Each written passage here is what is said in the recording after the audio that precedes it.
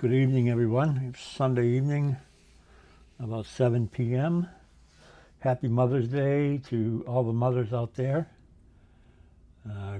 God bless them for some of the sons that they have raised, myself included. I just want to do a short video tonight, talk about a couple things, tell you about a couple things. Hope you hang around and listen and watch. I just watched Tad of Tad29 YouTube channel doing his 4th edition of the 3A 3D truck series proxy races that he's going to be doing at his house. Right now he hasn't started the series itself. He's been just doing some testing and getting used to the trucks. It looks to me like there's 25 trucks entered, and I haven't seen a bad looking one yet. Some run a little better than others, but man, all the modeling is outstanding. Very, very impressed by it. Almost makes me want to do a 1/32 truck from one of those kits. But Tad's an excellent builder, and he's presenting these trucks very well. He's really enjoying telling you how nice the trucks are. So I would encourage you to go to Tad29 and watch him run those trucks.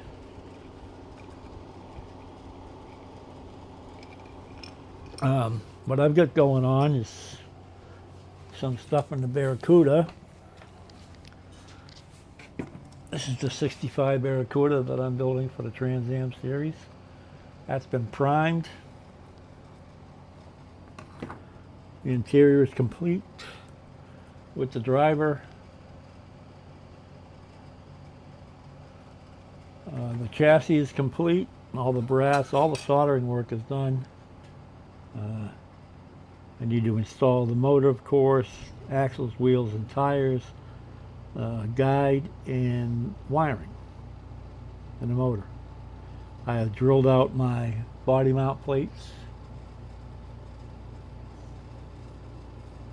and I'll show you how that's going to work. So once you get your unit painted, your glass installed, insert the interior into the correct location. Hopefully that's where you put it. This has little buttons on the back. You can see I had to tear up that interior to get the motor to fit, and the wheels, the rear wheels, that all had to go away to get them in there. Then your chassis goes in, and that's how it mounts. A couple screws in each side, and I've done it with a couple of different ways. I've done it with aluminum washers, plastic washers, and I've actually used a couple of rubber O-rings. And I think the O-rings let you have a little more body float. So, anywho, that's how that goes. Now what I'm going to do is I'm going to give this, now that all the soldering is done on the chassis, came out pretty good, I think. I'm pretty happy with it. I'm going to give it a bath.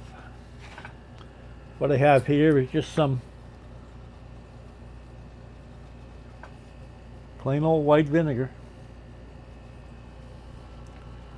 Throw some white vinegar in your dish. This is a Pyrex that disappeared from one of the cabinets in the kitchen. I don't know how that happened. And you lay this in here. I like to have enough in there so that it's completely submersed. It's none sticking out of it. And I have a little brush here. It's a very soft brush that works well with brass, by the way. And then just some plain old Walmart, wherever you do your shopping, cheapest baking soda. And watch what happens.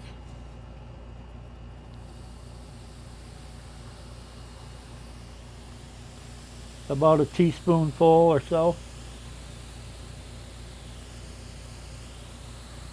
And that's breaking down the chemicals in the flux. There's a reaction with the flux and the solder and the brass that will promote rusting. So what I'm doing is counteracting that with this process. You can see that's a pretty good chemical reaction right there, the vinegar and the baking soda.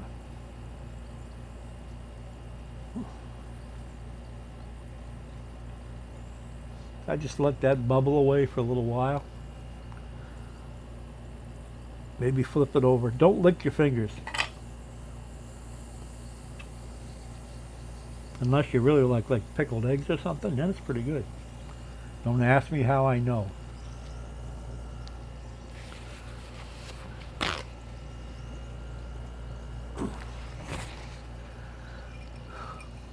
Sláinte.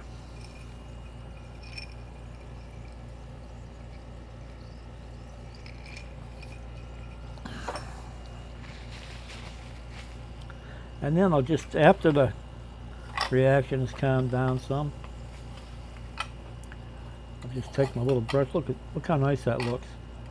Just take my little brush, give it a good brush in, try to get in all the nooks and crannies.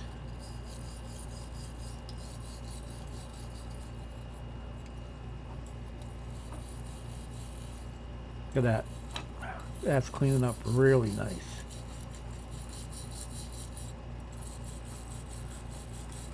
This is the time that you think, oh, maybe I shouldn't paint this.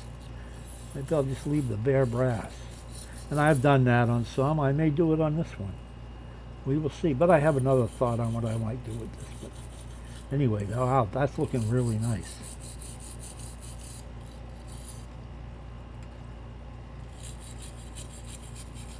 See, and this is the side you're going to see, right?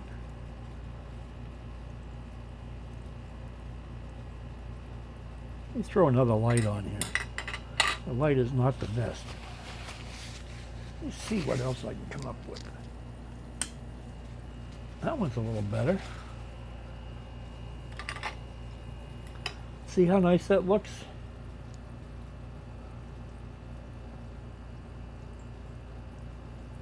That's a pretty good brass chassis right there.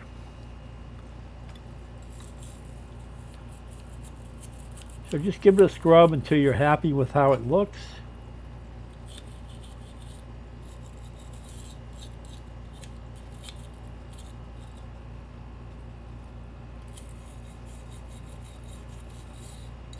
And of course you just throw your solution away.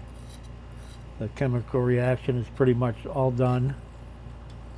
It's a little bit going on, but not much. Or throw it in the jar with some pickle and spice and some eggs, and there you go, you got some pickled eggs. Alright, I'm very happy with that. Very happy with that. That looks excellent. Now what I'll do is I'll take it in and I'll use the wife's hair dryer